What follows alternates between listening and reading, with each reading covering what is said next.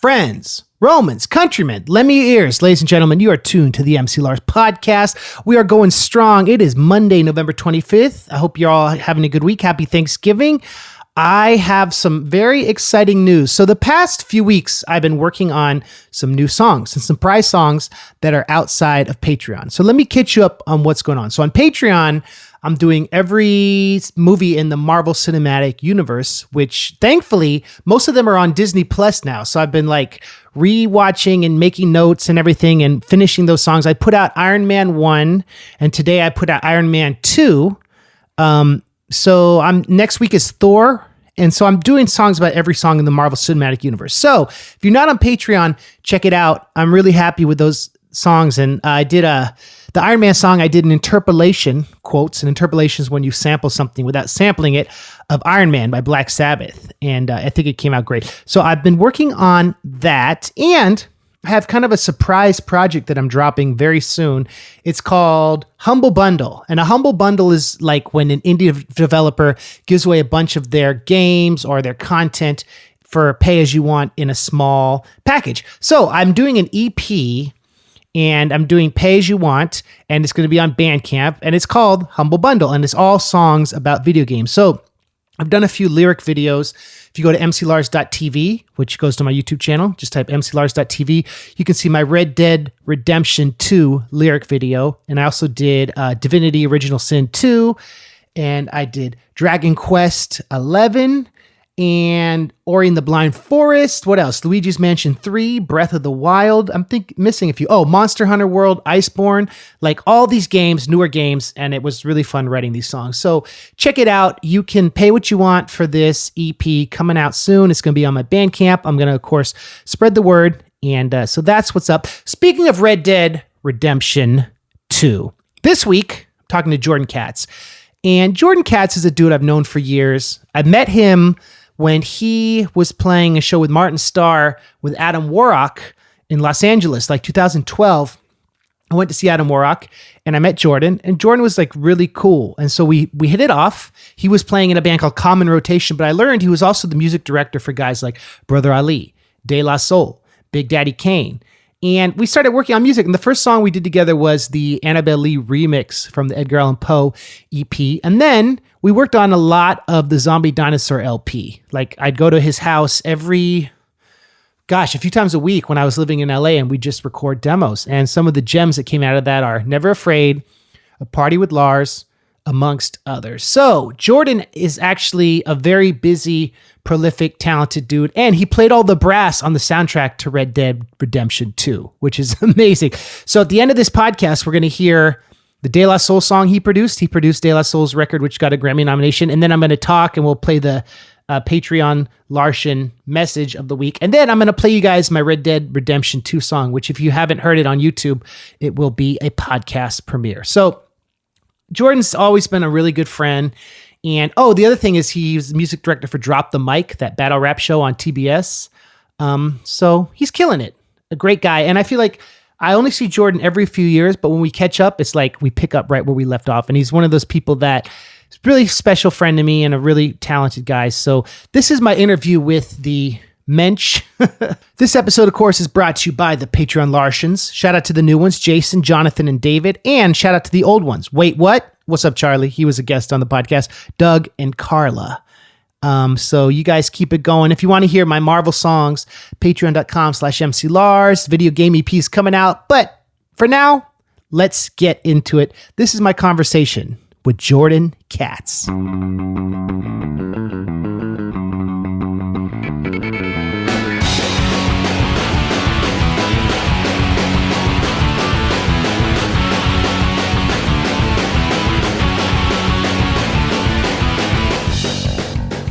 Ladies and gentlemen, we have a very special MC Lars podcast. I could say this is one of the most special podcasts I've done in a while.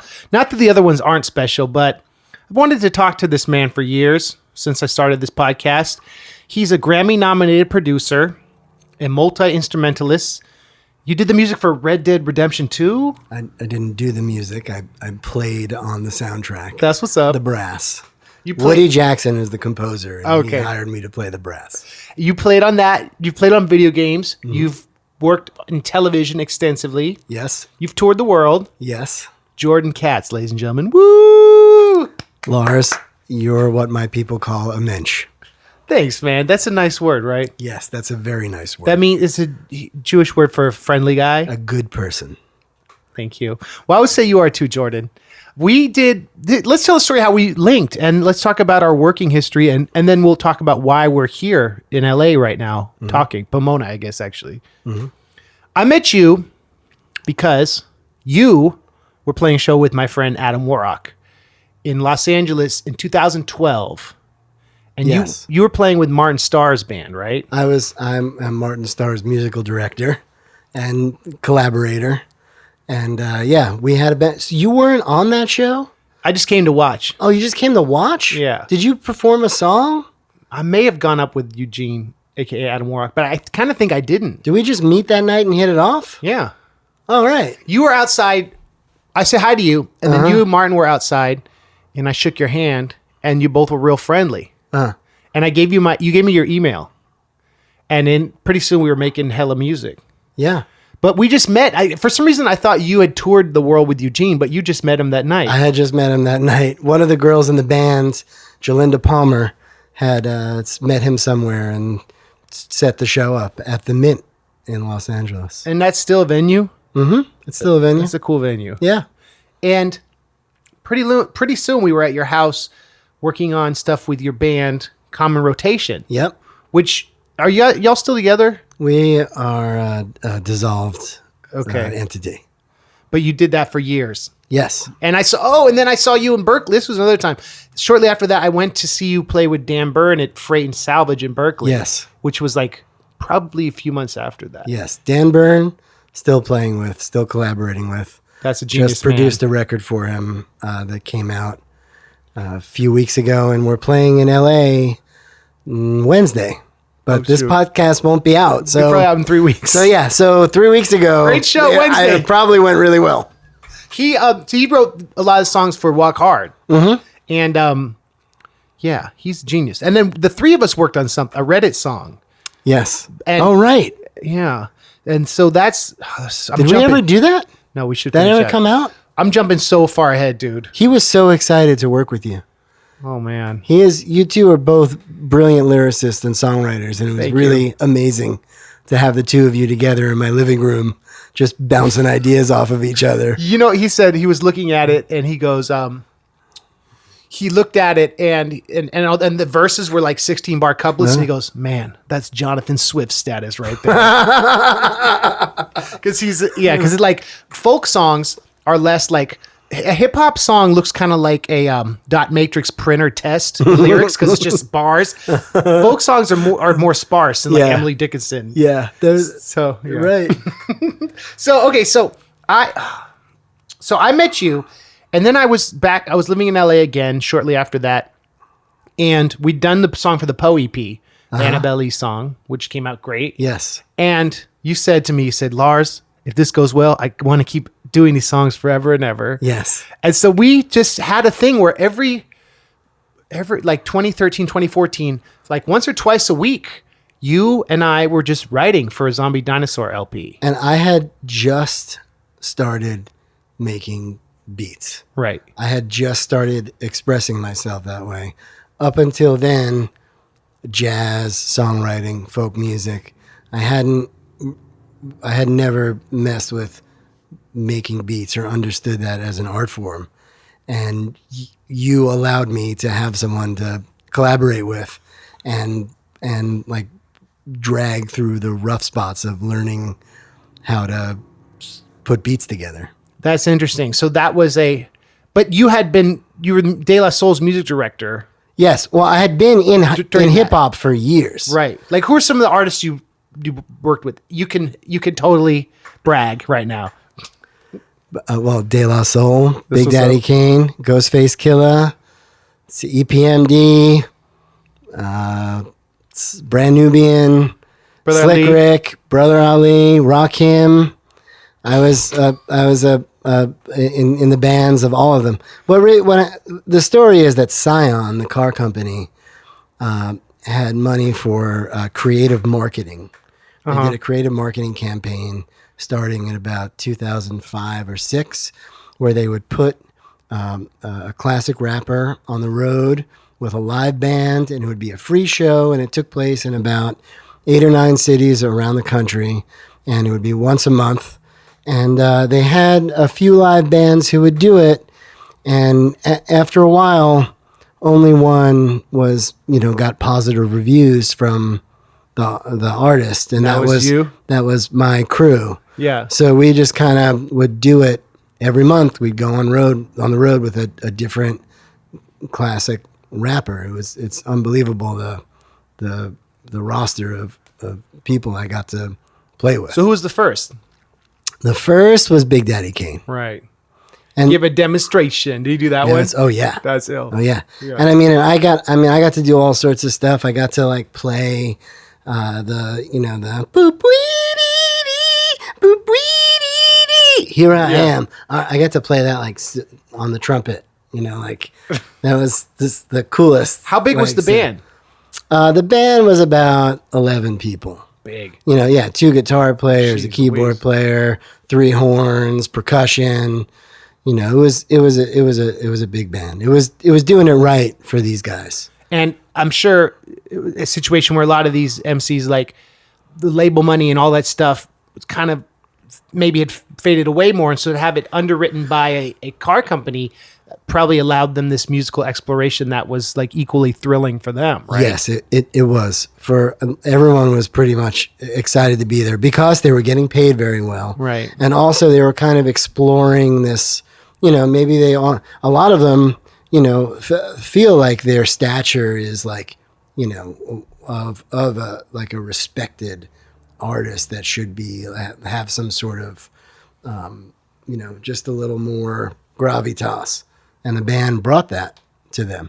It didn't work out a couple times. Like, I don't know, MOP just sort of like kind of fired us on stage. Really? That was kind of an awkward situation. Where were you when that happened? They had a deal. I think we were in St. Louis at the Old Rock House, which is a great venue. But some of them are really attached to their DJs. Right. Kane brings his DJ along, Skaz, and he's like a member of the band. DJ Maceo from De La Soul, they're musicians. They can play with a band. They know what the spaces to fill. The DJ that MOP brought along was just sort of play their tracks and out of tune, at different speeds, so that didn't sync up with the band. Right. And it just sounded like a big mess. And right. We would just play, Annie Up, and everyone would go crazy. Couldn't hear anything anyway. Right. But so you would you say to the DJ like, yo, we've really put a lot of time to learn to be in the key, or you just kind of let it slide? I didn't get involved in that one. Right.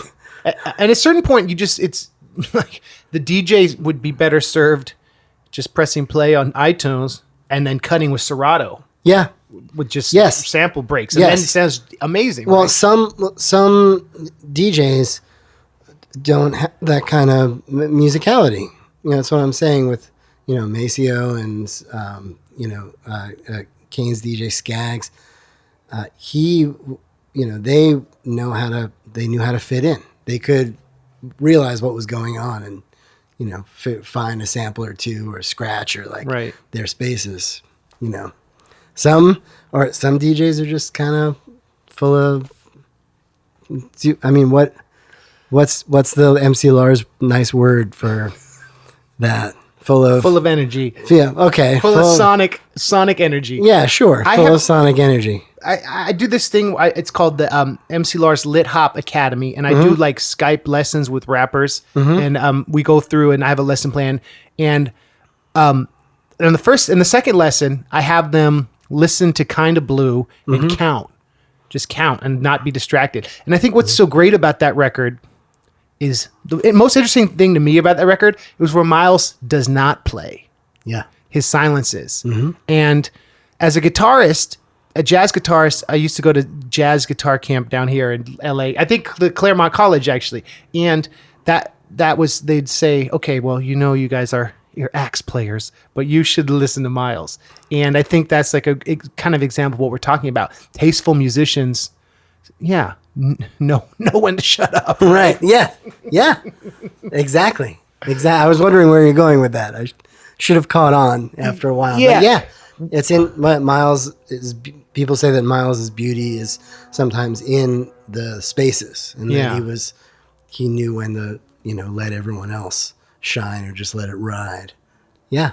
And that was the cool thing about Run DMC is that what I love. Like, have you ever seen the Live Aid live performance with the three of them? No. It's on YouTube. It's worth watching. Mm-hmm. Where Jam Master Jay is doing all the flashy stuff, and where he just kind of lays back, and where he cuts the beat and lets them carry it. And anyway, so because rappers tend to have a lot of confidence in themselves, and DJs too, and that's why they're able to survive as this kind of postmodern cut and paste genre. That's really some people their criticism of hip hop is that it's not musical, but it really is. It really is one of the most musical things in the world. It really is. There are definitely gaps in my hip hop knowledge because I sort of came to it late. I didn't really come to it till I was working in it, but having studied jazz and classical music, I was really taken with the musicality of hip hop and have such respect for I still can't make a brilliant beat, the way I want to. I don't know why, I can play a great jazz solo, but there's something special about those people, Well, the standout song from Zombie Dinosaur is the beat you produced.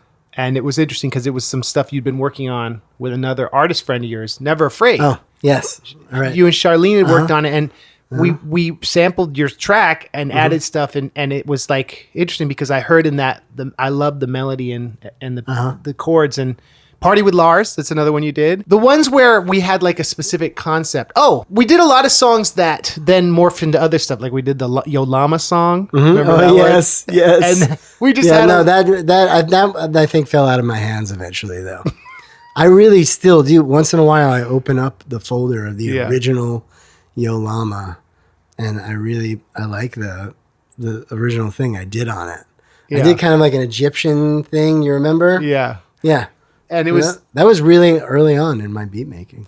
So, Jordan, I want to get back to the beat making stuff, but first I want to talk about where'd you grow up? You're an East Coast guy, right? Long Island, New York, East Meadow, Long Island. And whereabout is that on the island? That's right in the middle of Nassau County. Is that near Bethpage? It is about 15 minutes southwest of Bethpage. Oh, really? Yes, very close. So that's very, very close. Long Island is the home of a lot of great rap, like EPMD, yes, Public Enemy, EPMD, who I also got to play with. That's kind of cool On a tour. Yeah, that was kind of cool. Yeah. My friend Brendan from Wheatus talks about how Long Island is like a terminus point, meaning, and that's where like guys like Jack Kerouac came from. Culture goes there. It's like Florida. Culture goes in there and stays, and kind of grows and changes, but it's this place where since it's like you can't leave, stuff stays and kind of takes on a life of its own. What's your feeling about being from there? Is that unfair like typification? I mean, I'm a little jaded about Long Island's culture because when I was in my first year of college, I was in my like jazz snob phase, and I read a book by this guy, Kenny Werner, who is a virtuistic piano player and sort of kind of like a jazz guru, kind of helps you, get in touch with your voice. And the first line in the book is, I grew up on Long Island, a cultural wasteland. Oh, God. And I just kind of have had that in my head because Kenny Werner, but it's taken, over 20 years to realize he has no idea what he's talking about. We really do. We really have produced some pretty incredible things. Twisted Sister. Oh yeah, Sure. Billy Joel is an incredible songwriter. You know, I mean, a lot of great people come from Long Island. But I'd have to discuss Terminus Point with your friend from Weedus to understand more what he's talking about. He means that people who leave there tend to have more success. And I don't know. Okay. Yes. But that's anywhere. In short. Yeah. Yeah, I guess. Also, I get who Kenny Warner, is that the guy? Kenny Warner. So I imagine he wrote that but pre-internet, because now it doesn't really matter where you live because culture is everywhere. Yes. So that's maybe an old perspective. That was probably 96, 97. And you would have been in high school. No, I was just my first year of college. And you were like, and where'd you go to college? I went to SUNY Albany, Nassau Community College, and Hofstra University. Wow. Yes. So you stayed out there. Never for very long, any of them. And your degree was in music or composition? No degree. You just left to do music. But first poli-sci, yeah. Then jazz, then nothing, and then jazz composition, and then I went on the road with a band that opened for Dave Matthews Band in 1999, and I was like, it's okay. This is my life now. Yeah. Yeah, I didn't get on another tour bus for at least another 10 years, but I thought that was my life. I was like, I'm done with school. Yeah. Forget it. Did you what instrument did you what was your primary instrument then, or were you still multi-instrumental? Trumpet was the bread and butter for a really long time. Cool. And then how did you get to California? I grew up with two of my best friends from high school. We had a band, Common Rotation, and they moved out before me. One of the guys is an actor, and he moved out to California to be in Hollywood, and the rest of the guys moved out with him. And I kind of had left the band, or some say they kicked me out. They did, I guess. But I played with funk bands in New York and with my uncle's wedding band, and toured around a little bit on the East Coast. Did that band that opened for Dave Matthews, Robin the Boy Wonder, with the Rainbow Trout.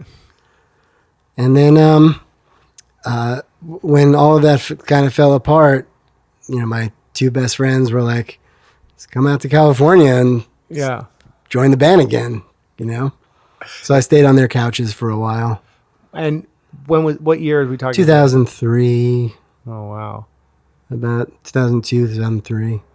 So what's interesting to me is that that is around then is when I kind of got my start, 2003. Mm-hmm. And the early 2000s was such an interesting time for hip hop and the internet specifically. Mm-hmm. And so here you are, multi-instrumentalist, dreamer, Kerouac figure with less darkness, coming to the West Coast. And were you in Silver Lake, or where were you living? I was staying, I split my time between San Luis Obispo. I had a saxophone playing cousin or second cousin up there. And I was able to get some gigs and stay with him on his family's, fruit ranch. And also Melrose and Fairfax with my friend from Common Rotation. Wow. And kind of just get things going in music in Hollywood. And then because he was on a show that had a cult following, you'd play a lot of conventions around that show, right? Yes. Yes. And that, for how long did that, would you say that circuit lasted? Because you toured England and the world, right? I mean, with England, Australia, we were all over the world. He was on Buffy the Vampire Slayer. And while that show was running and after it was canceled, they had conventions all over the world just for Buffy the Vampire Slayer. And we would go and be the entertainment at these conventions. And we would make great money and we would sell records. But we didn't realize that was basically going to be the end. Because even though, after Buffy, we started playing just sci-fi conventions in general like Comic-Con like events all over the world. But the thing is that people don't share music, really. It's not about the music. It's just at those conventions, it's just an artifact from the convention. It's just an experience that they have and something to take home. It's not like they're like music lovers, you know, spreading music. That's interesting. So, and also, you know, music business people didn't quite take us seriously because we were on that kind of a circuit. Were you ever tempted to do an album with songs about Buffy, or did that? No, we never fully. We were way too cool for it. That would have been too nerdcore. You know, we were always too cool. We were serious. It was sincere folk music. It was sincere protest music. It was never like catering to them. It was, you know. You just happened to have been on the show. You know, yeah. And so that's interesting. So were you kind of like the band leader and the music director in that project? I was just like the color guy. You know, my other friend was you know, he was like the main singer and songwriter, and Eric Cuffs, he still writes songs. I still play with him, and he's still like an artist. Yeah. You know, and the other guy was kind of the personality and sang in harmony with Eric. And I would kind of make, you know, that's when I turned into a multi-instrumentalist. Wow. That's why I started playing banjo and I started playing guitar more and other brass instruments, just so that the songs wouldn't get boring and there were more colors in every song. I was the color guy, I would call myself. And there was no tracks, I imagine, right? No, we didn't use any tracks. No. You had a drummer or no? Sometimes, but most of the time we would just travel with the three of us.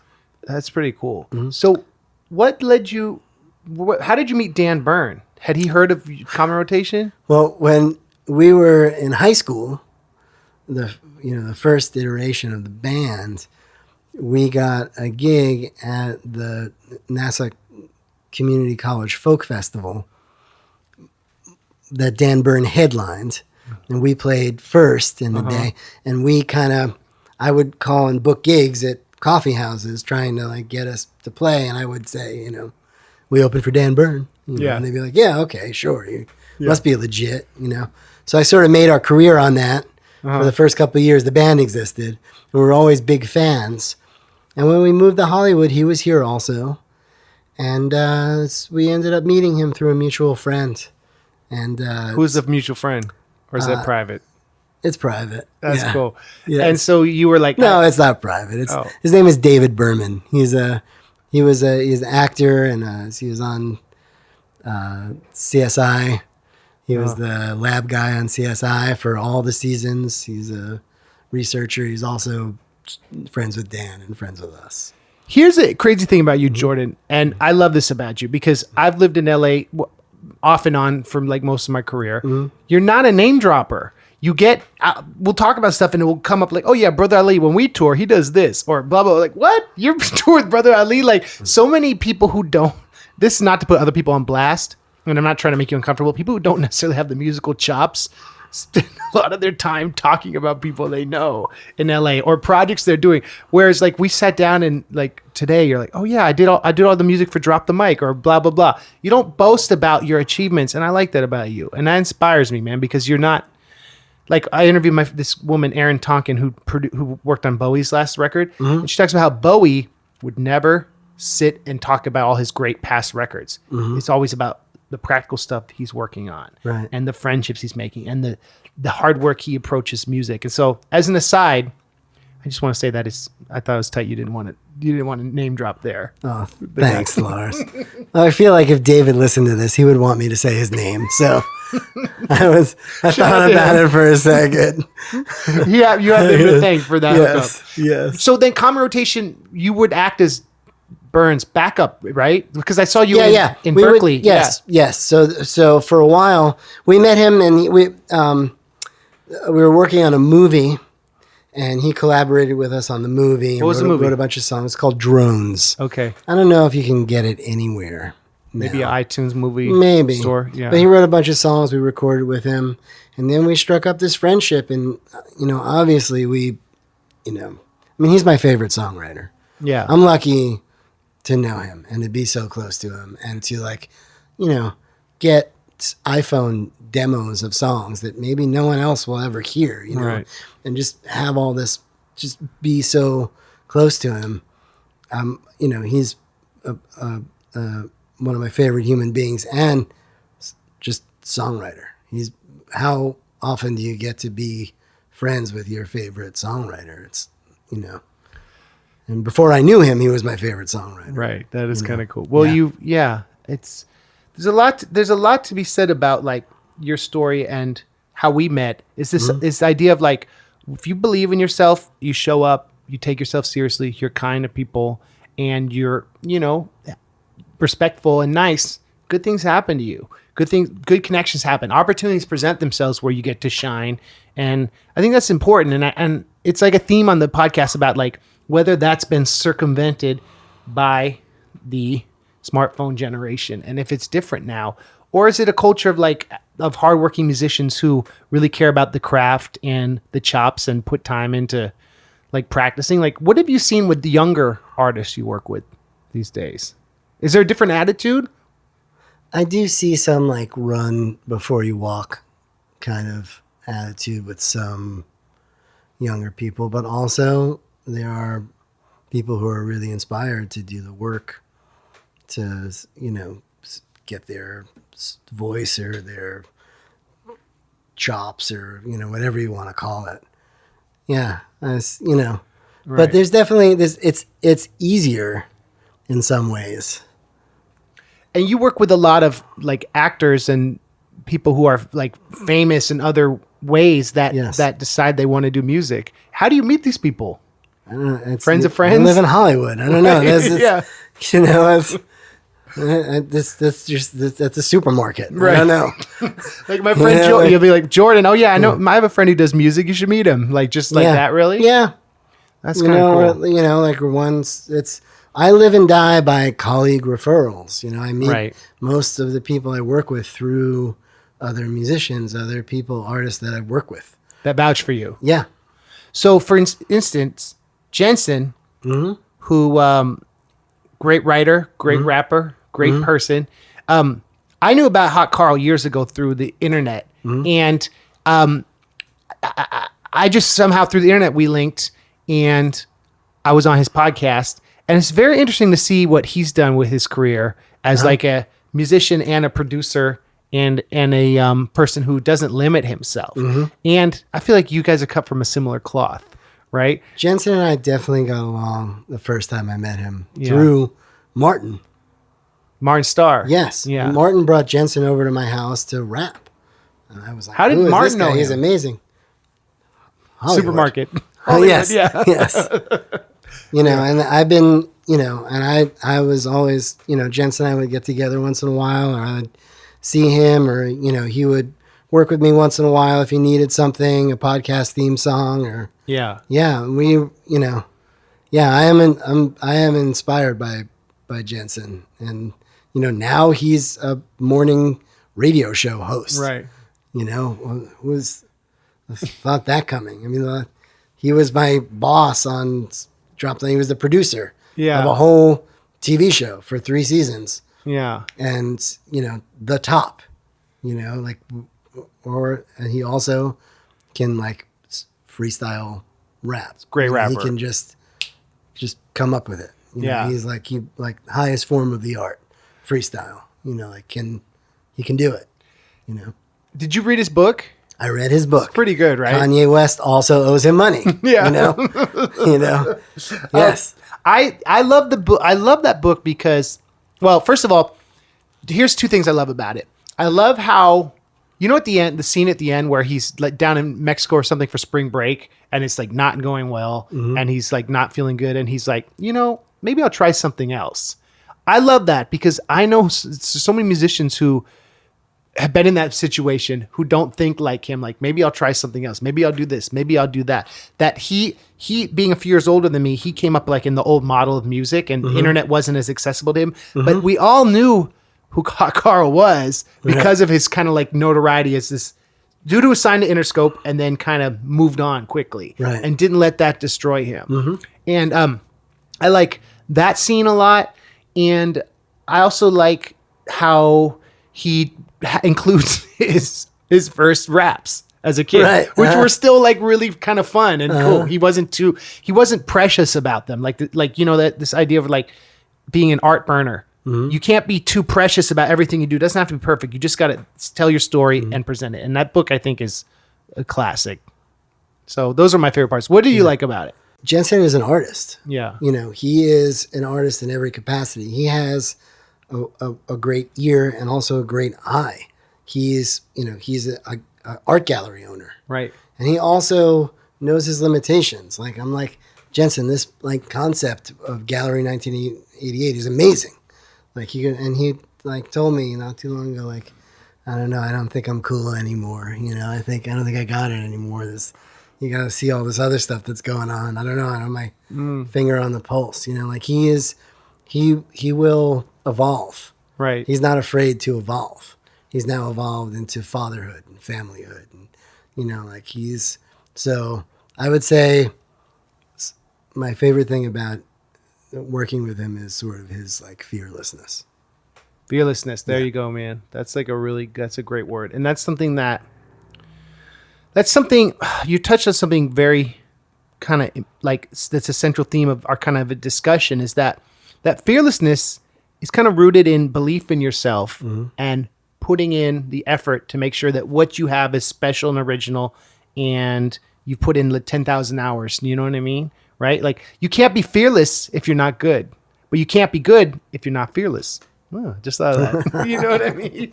And it's like, it's really, it must have been interesting doing when you're working on Drop the Mic, working with the Muppets, right? And all these amazing people. Like, I bet you had some moments where you were like, this is crazy. This is my life. Yes. Yeah. You know, the Muppets was one thing. That watching the Muppets like freestyle, or not freestyle, just rap. Yeah. Was amazing. Or learn how to rap, or like figure out, you know, watching Jensen teach the Muppets how to rap. Right. Was pretty amazing. Right. But also watching the actual mechanics of the Muppets working. You know, there are screens all over, so I'm seeing what's going on the screen, and, you know, Kermit is alive, you know, and then it's cut, and the most amazing thing was watching Kermit like die, basically, and just drop down, like lose, just the life goes out of him. And then drops down. It's a guy sitting below. Kermit is just a puppet, right? But they're so alive while they're doing their thing.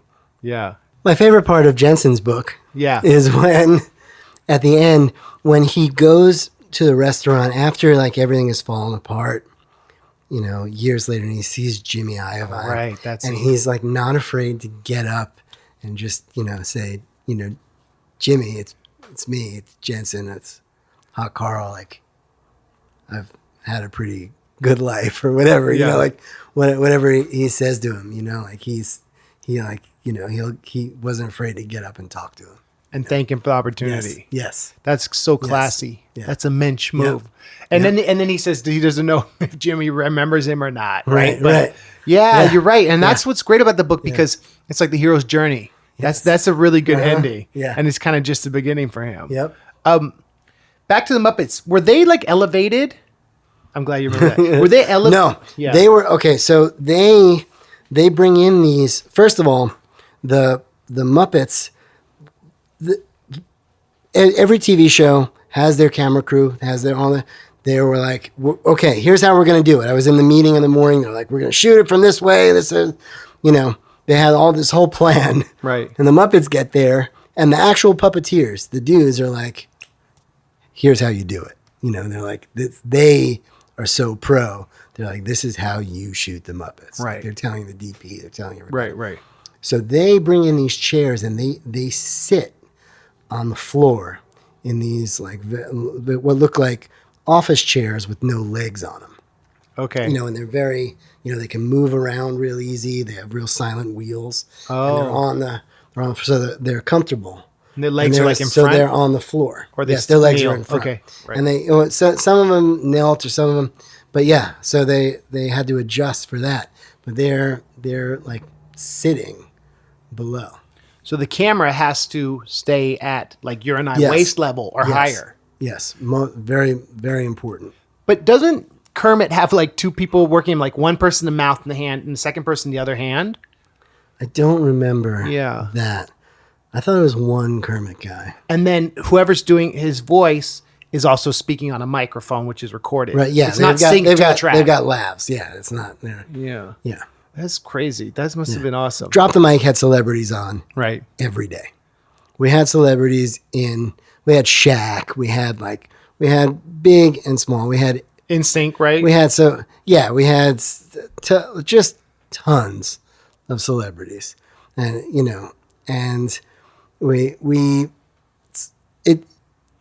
you get used to it, Right. And everyone's pro.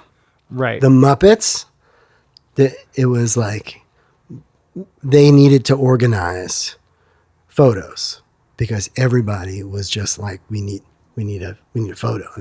So they organized, but the whole cast and crew stood online for photos with the Muppets, and I was For like hours. That was the only time I pulled rank. I was like, I'm on camera talent. I'm gonna go. Yeah. I'm walking up to the front of the line, with the producers, and I was one of the first people, and I went.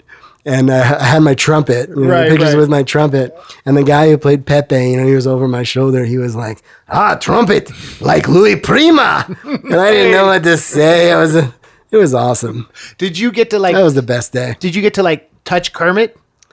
I didn't really touch them. They were sitting on my shoulders and Yeah. stuff, but I didn't really They don't need you. They're not. They were super nice. They probably Yeah. would have let us, or maybe some people did. I But, wonder if how he feels. but they're all. I mean, they also have like puppet handlers, Right. but not the puppeteers, the people who protect the puppets when they're not in use. They're Like no coffee next to Miss Piggy, Yeah. despite what she says.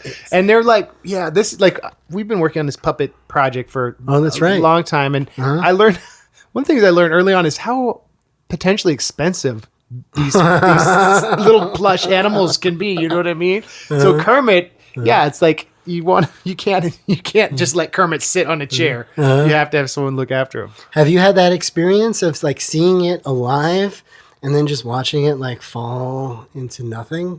Yeah, that is. I have, and it's interesting because this guy Pickles, this robot. Some of the listeners have probably seen some of the YouTube stuff. This character that I came up with, he, so many of our friends have puppeteered him, right? So along your point, maybe 10 different people have worked with him. He's always the same character, no matter who's doing the voice or whatever. You know what I mean? And then when he falls asleep, he's the same sleeping Pickles. But what's creepy is their eyes stay open. Right.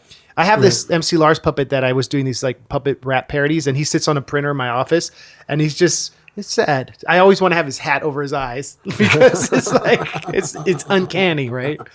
But anyway, you executive produced De La Soul's big comeback record that got a Grammy nomination, and you were working on that for many years, right? Many years. Did you meet De La Soul through that touring project, or We met them through the Scion tours. A few of the artists kept us on. Ghostface could afford to do a tour with us. Rakim, Ali, Brother Ali, David Banner, Little Brother, had us on Kane, Big Daddy Kane, had us on a bunch of stuff. But De La was the one who we worked with the most, probably for 10 years. My partner Davey and I did their band. wow? And you executive produced the record, Yes. which was. Remember, you were always talking to me about it because you were doing it while you're working on mine. Yeah. And I always felt grateful that I got time I get with to you. play the beats as they were developing. Yeah. And that's On the DL, I was hearing it as it Yeah. came together. And that kind of came, it's interesting. You talked about working with Dave Matthews when you were younger out of college. And it seems like that album came about through kind of a more jamming kind of vibe, right? It did. The concept was, because De La has had so many issues in the past with samples, no, samples outside of what we make in the studio, and no producers outside of, who is in the room when we were making the record. Right. Wow. And that's how it went.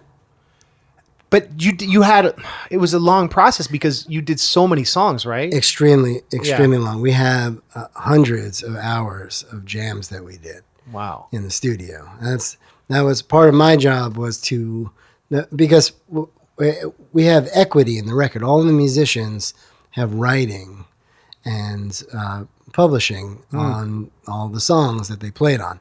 So part of my job was to keep track of who was in the studio, who was playing what for what jams, and then translate that. So whoever was taking those jams and making beats out of them, right, where those beats came from, what sessions, so who played on them, so we knew who had equity in those beats and those, and eventually those songs. What a important task, because that, we talked about this on the podcast, that can quickly become very subjective and ego driven. So you were given the honor of right? The executive privilege. Everyone still talks to me, so it's yes. That's good. Were you like with spreadsheets or like, okay? Yeah, I had tons of spreadsheets, and then after we had to decide what the splits were. You know, who had what percentages. You know, what everyone's contributions was. It wasn't an equal contribution. So the splits, got a little heated at some point. Easily like fractions of decimals, right? I mean, some of the songs have very wide splits. Yes. What was David Byrne like? David Byrne was great. I mean, so we were in the studio. We were playing one of the beats as they were developing, and I think Dave turned to me, Trugoy the Dove or whatever, Dave from De La Soul, said, I would love if David Byrne would sing on the song. And I was like, I know his music director. I mean, call him right now. And we had David Byrne on the phone, 20 minutes later, right, ready to collaborate. Of course, he knew them probably, right? And from them, of course he knew who De La Soul was. Yeah. And that was really cool. David's song ended up sort of being like two songs that we mashed together in... we mostly worked remote with him. I've never met him. Okay. We just worked remote with him. Wasn't that one of the first in the project? That was one of the first. So that was one of the first collaboration. And ever since I got to hear collaboration, it. I was the okay, we want Axl Rose. Jordan, go get Axl Rose. It was like Paul McCartney. Yeah. I'll do what I can, So they must have been. So I got stoked on that. I got about So who else was like surprisingly easy to get? Little Dragon. Okay. Was really cool. Was Snoop easy to get? Well, I mean, that was a call that those guys made. I didn't make that call. Right. Those guys were, Snoop was easy to get. Who else? I mean, I got Dan Byrne on a song. Yeah. I had tried to get Will Oldham, Bonnie Prince Billy on it. Yeah. And I have a version of him singing the song that Byrne sang, and De La wanted a little bit different, and Will was like, "No, that's what you get." He did that song with Sage Francis. You know that song, Sea Lion? That's how I first was introduced to him. No, which is great. That's interesting. So Dan Byrne ended up being on the record. Yeah. Well, actually, that song is only like bonus material, and so you did it. It's called Untold. The song's called Untold? Yeah. You did Unfold. Famous Kickstarter where you raised over $1 million, right? It's $750,000. Ooh. Yeah. Ooh. That must be the biggest hip hop Kickstarter of all time. I think up until, yes, it was. I don't know if it's been, I'm sure it's been beaten by now, but. I remember you were telling me when you were about to launch it and we were watching, I was like, I was so proud of you. Because you were kind of on the forefront of the business side of helping with the crowdfunding, right? Well, when we started the record, I was like, let's crowdfund this. Let's do it. And De La, it took a really long time for them to come around on it. When after a year or two of us doing these sessions where we were, jamming and, creating the music. And they'd fly in from New York, right? They'd fly in from New York Yeah. and stay in LA for 2 weeks, and we would work, every day or every other day. And we were funding it. My partner Davey and I were calling in favors with the studio, and Dale was paying half, and we were like keeping track of their their hotel expenses. At one point, I brought in John DiMaggio to Bender. Oh, right. To pay for some of the record, to be an investor, and he was like involved in it for a while too, and it was costing a lot of money, and I was like, could we, let's crowdfund, let's Kickstarter, and finally they came around on it and got serious about it, and once we informed Kickstarter that we were considering doing it, they kind of held our hand through the whole thing.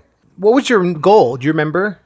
Was it $750,000? No, our goal was like $250,000 to Jeez start. Louise. And then, it's a 30-day campaign, and we like doubled it the first day. So we just went for it. Because their last one, what was it? The AOI Bionics, which was 2001, 2002? It was long before. I think the grind date might have been, the grind date was before that.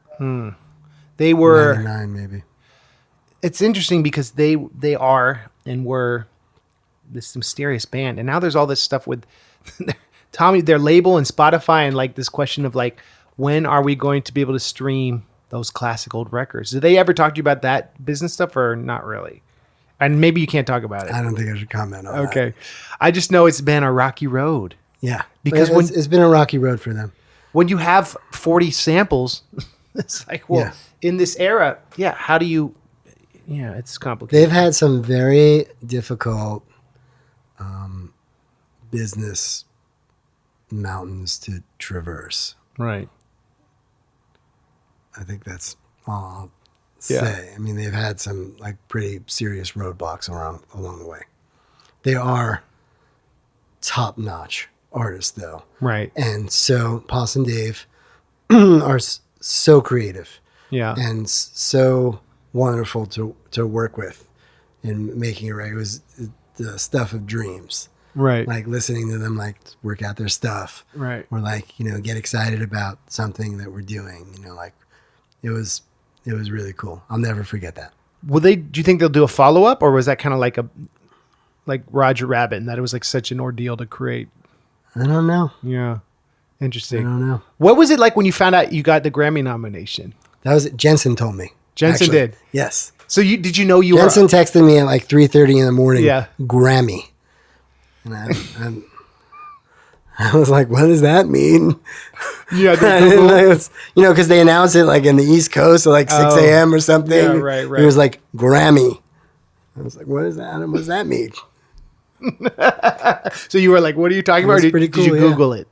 I figured it out after. Did you go to the ceremony? No. But you have a thing on your wall from that you're a nominee. Yes. Holler. Yeah. And that wasn't your first record you worked on, you got a nomination for, right? No. Okay, well. Jimmy Cliff. That one won Best Reggae Record.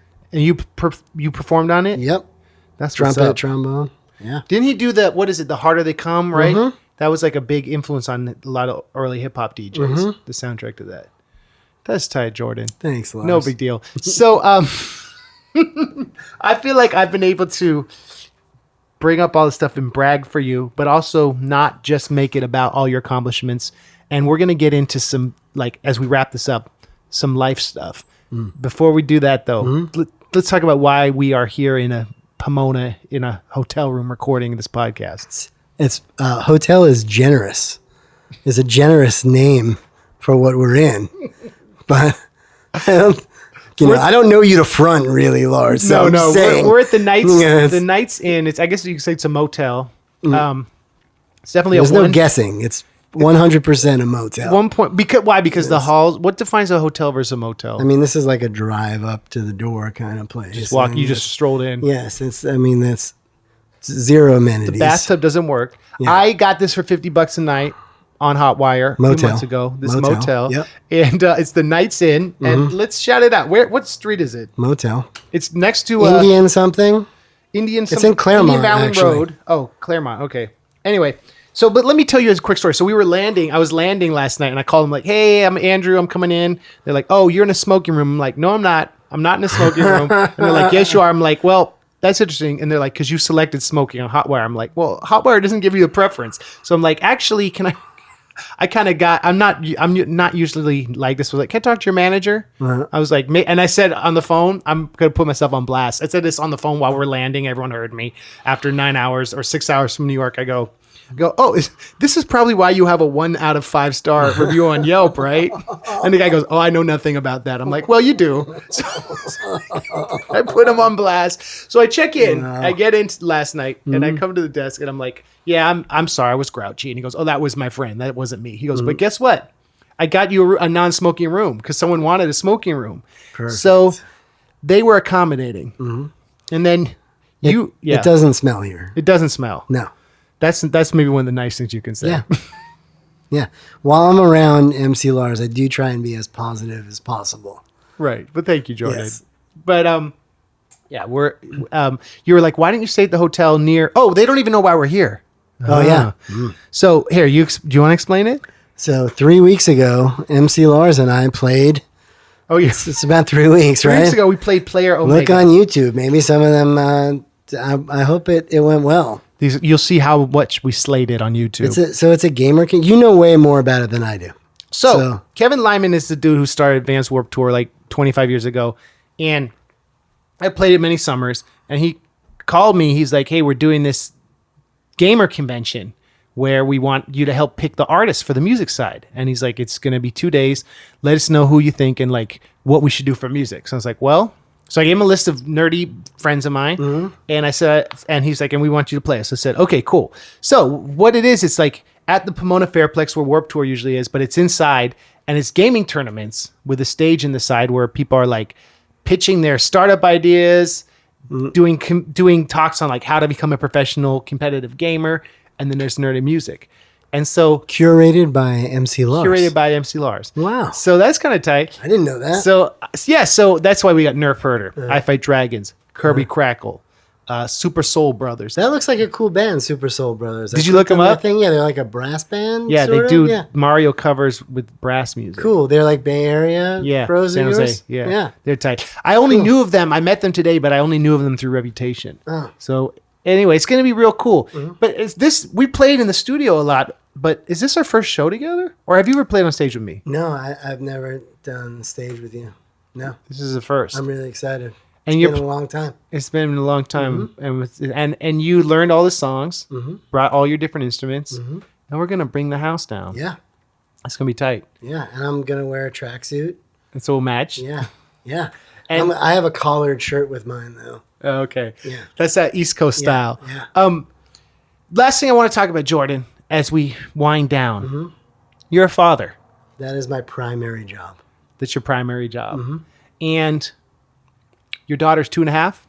No, she is 3 3/4. 3? Actually, she's going to be, but by the time this comes out, she'll probably be 4. She's going to be 4 in December. Yeah. Wow. That's amazing. I remember once I went to your house and you were recording, she was hanging out on the ground and you're picking up all the instruments. She was when she was just born. How has fatherhood changed you as an artist and a business person? As an artist and a business person, it's definitely forced me to become more focused on the time that I have to do art and business. I need to maximize that time. My time for practicing, my time for beat making, my time for work. I have had to be much more focused. I can't just sort of lollygag around with my horn and, play. My warm-up used to be playing one note for an hour and watch TV. Or spend 4 months on an MC Lars record. Yeah, I mean, I could still do that. Right. It's probably going to be 8 months. Right. It's definitely gotten me in the time that I have to do art and business. I'm more focused on art and business for sure. Okay. And so you're more focused, and would you argue that you're better now because you're more efficient? Because you've had so much success in the past 4 years. You I mean, skyrocketed. I think I would. I don't know. Yes, but no matter what, if you're more focused or if you're not, if you are practicing, you're going to be better than you were, 10 years ago. Right. So yes, I am better. Yeah. I'm trying to get better every day. Because of time, the passage of time. I'll never be as good as I want to be, for sure. And that's I know, because my favorite trumpet player is, he's in his 90s now. He's still... What's his name? His name is Jack Sheldon. And he... there was a documentary about him, and he was like, I don't want to die. I'm just starting to get good at the trumpet. It's... Jordan, I wanted to tell you a quick anecdote that's like related to what you're talking about. I remember once I worked at this summer camp, and there was this spoken word artist who worked there. His name was Mark, and he was talking about how some people, and he used Miles Davis as an example, never want to necessarily diversify and do a million things because they want to spend their whole life becoming like a Jedi at their instrument, their craft, and making or a painter who just likes to do landscapes. I think that's a really noble thing. Like that is your favorite trumpet player that even at 90, he feels like he's just getting started. He's not bored with it. And I wonder, like, your two passions, your love of music and now being a father and your family. Like, it seems like the people I know who are at peace, who are musicians, are the ones who allow those two things to feed each other versus they become in competition with each other. Yes. Would you agree? That's true. I mean, I bring my music to my daughter, and I bring my daughter to my music, to my work. I mean, she's once a week I play on the score to NCIS New Orleans. For the last 2 seasons, she's been at every session in the control room, hanging out with the guys. Yeah. In the session. I'm lucky that they're cool with it. Right. But, I've brought her into my work, and also I bring music to her. We listen to she's just for this gig, she hears me preparing for it. Right. She's got Flow Like Poe down, Better than me, probably. Yes. And this gigantic robot kills. She loves that one. That's awesome. Loves it. That's awesome. So Thank you. I bring music to her. She's got a little banjo. She has a toy trumpet. She has a piano that she writes songs on. Really? Yeah, and I don't really push her to do it. Right. She's the kind of girl who, she sees things that I like and things that my wife Lisa likes, and she wants to find her way into those things. Because your wife is also a creative person. Yes, she's a writer and a musician, a singer. songwriter. Yeah. Did we do a track with her one time? Yes, we did. This is the track we worked on. We worked on.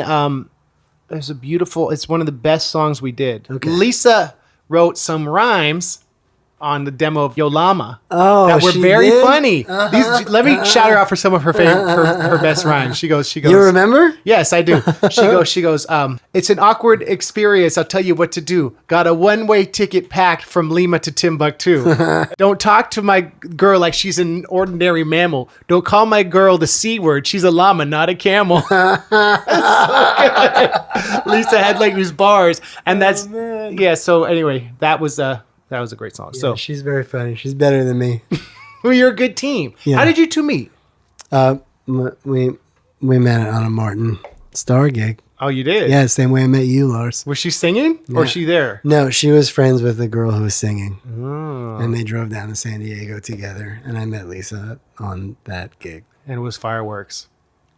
Yeah, I mean, shortly after it was fireworks. Okay. Sure, I took a little convincing on my part, but you had to convince her. I had to convince her. Yeah, because you were this traveling musician who worked with all these rappers and.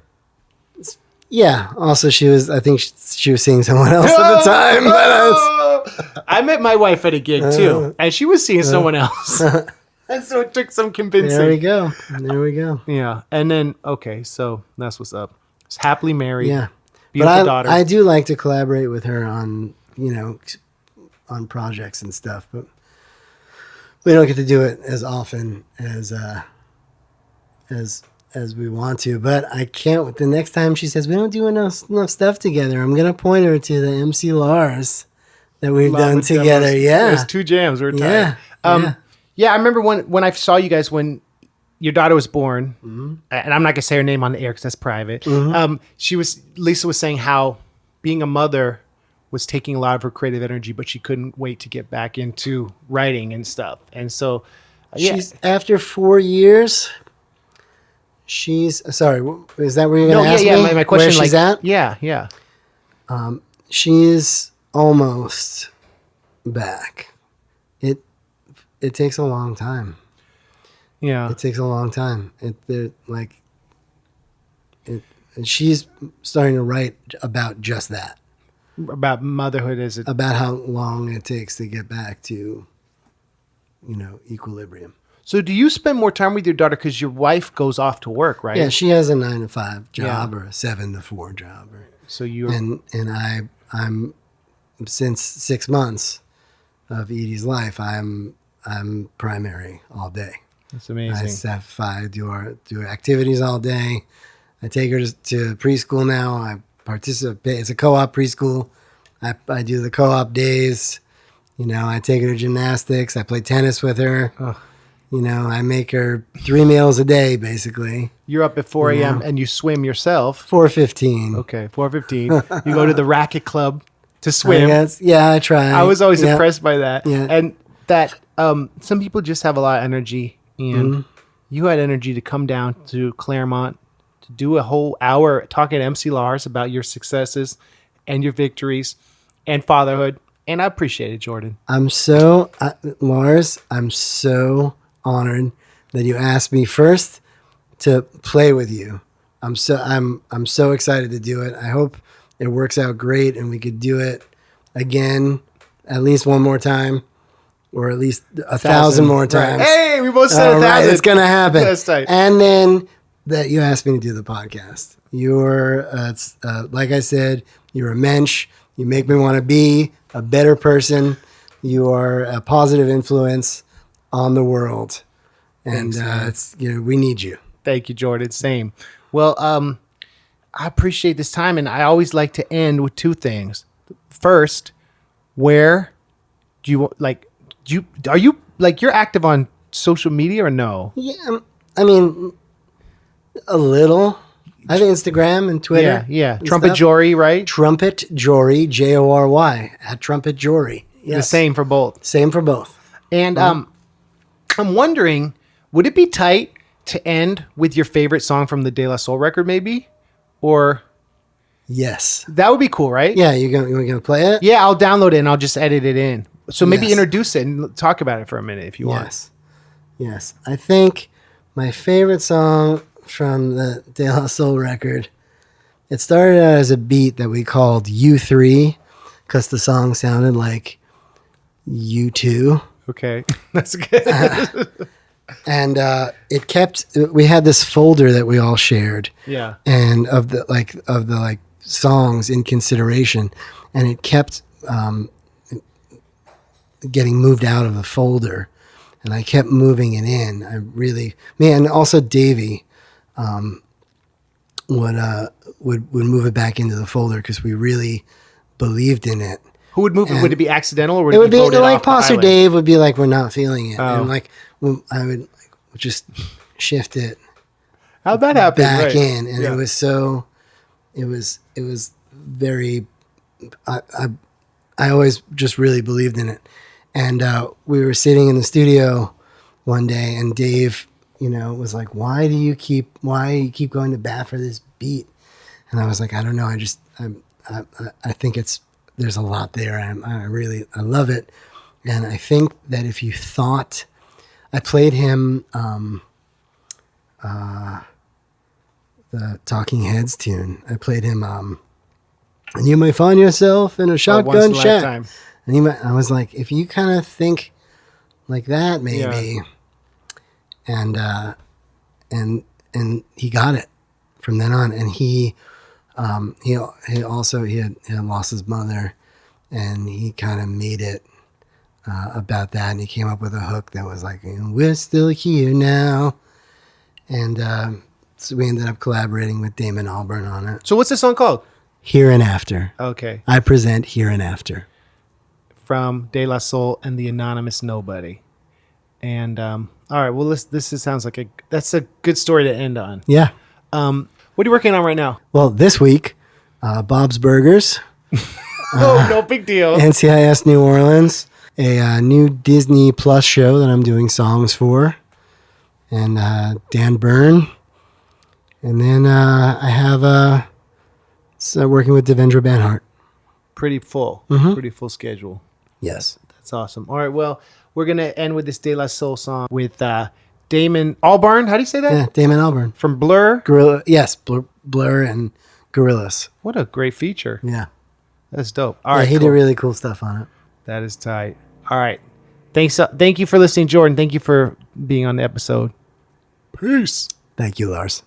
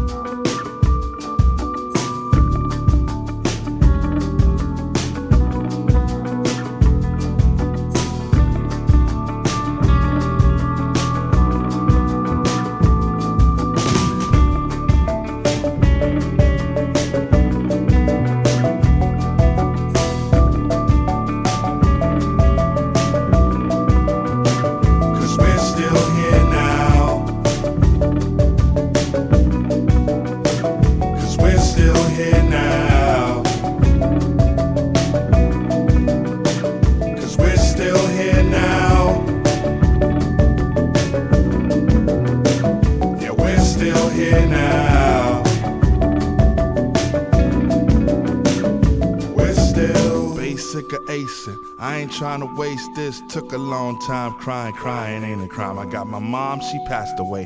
My dad, he ain't alive. Before they murdered Fudge, I crave for more time. Had y'all on my mind all week. I missed the last, they say a better tomorrow. It's to sacrifice the calf, keep that cow in the pasture. Knife in the drawer, it's been a long 40 days, it's gonna take 40 more.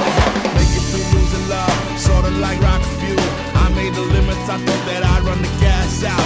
You took your last breath, I only passed out. Laid in a better place, but that left me ass out. Hearing that voice gone, depending on memory. Space is vacant now, and I need that energy. Face with reflections of flesh, I should be thankful.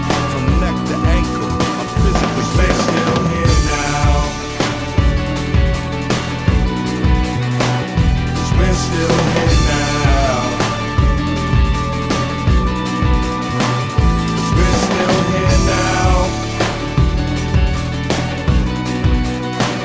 'Cause we're still here now. We're still dreams out of eternal dreams comes delusion. 'Cause we're still here now. Glide into Artesia, Rolls Royce brow, your silver shadow, yeah.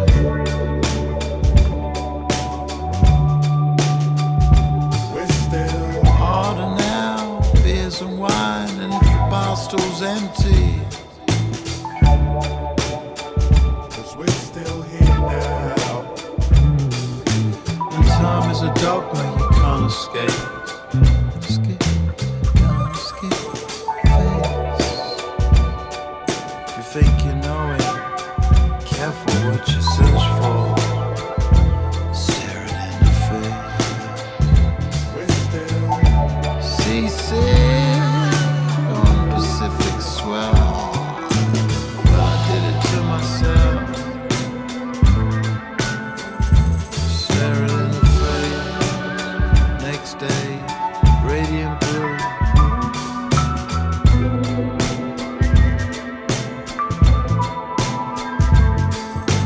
How you gonna recognize it? You think you cried more than me?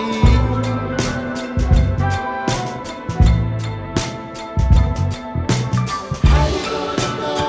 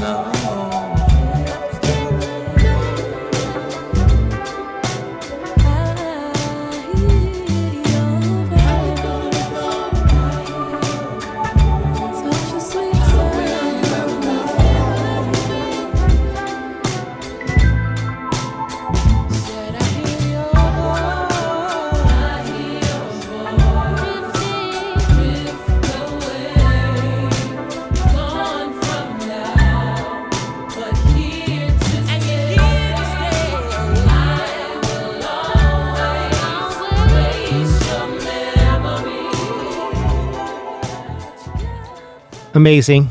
Thank you, Jordan. That was tight. All right, ladies and gentlemen, next week we have Mark with a C, who's a Florida-based, I guess you could say, rock folk singer who does amazing, funny, smart songs. And he has a new compilation coming out, so we're going to talk about that. But in the meantime, here is the Patreon Larson of the week. And guess who's calling? My dad with a great tour story. Here we go. Hi, Lars. Andrew, this is Dad calling. I wanted to share an MC Lars memory with listeners to your great podcasts. I have so many memories from these past years, beginning back when you were born. And MC Lars memories keep on being generated, as was the case these past few weeks when I road tripped with you on part of your This Gigantic Robot Kills 10-year anniversary tour. But the memory that I want to share here also involves a tour, your very first one, in the UK in 2003. It was my pleasure and privilege to be on it with you as tour support and your tour manager. We went all over England, from London on up to Leeds and down to coastal cities. It was a challenging tour. You were new to the world and you were building your UK fan base. You were outgoing and energetic at every show, every venue. You spent time talking with all of the fans who came, no matter how late into the evening it went. I got to talk with some of those fans too, and I was impressed by their interest and intelligence and energy. They were and are great, like your whole fan base throughout the world. You finished that tour down at Brighton, a coastal seaside resort town on the English Channel. There were several hundred people in the audience. It was a great show. You were a superb performer. Your set and encores were great. People loved it. The evening was alive and energetic and a lot of fun. You nailed it. It was a perfect finish to a wonderful tour, a triumph, a success. It took us a while after the last fan left to load out. We got onto the motorway up to London and Heathrow in the wee hours of the morning at around 3 o'clock, as I recall. There was a fast food stop along the way. We pulled in, got sandwiches, potato chips, coffee, water, and chocolate bars for dessert. We pulled back onto the motorway, talked a bit some more about the great show you'd just done and about the whole tour. We ate our sandwiches and chips and chocolate and drank our coffee, mostly in silence as we settled into a place of warm, satisfied contentment there in the dark, speeding our way north. You were happy, and I was too. And I rested in the thought of knowing that, yes, indeed, you were on your way. All was well and will continue always to be so. You've continued your career and the growth of your wonderful fan base. You've broadened and deepened what you do, now including these podcasts. So thank you for all of this. Please keep on keeping on, and thank you for including me on that tour as part of when it all began. Thanks, mate. Thanks, Dad. That was awesome. We're going to end with my Red Dead Redemption 2 song, Change My Ways, open parentheses, Red Dead Redemption 2, close parentheses. And I called it that for the SEO, search engine optimization. But let's not talk about marketing. Let's enjoy the music. Thank you all for listening. Jordan, awesome to see you. Awesome to catch up. Thank you, supporters, and keep your eyes peeled for the Humble Bundle. Pay what you want. 7 new songs. That's what's up. I'm MC Lars, and I appreciate you all. Bye. We're thieves in the world that doesn't want us no more. We can't change what's done. We can only move on. Vengeance is an idiot's game. Be loyal to what matters.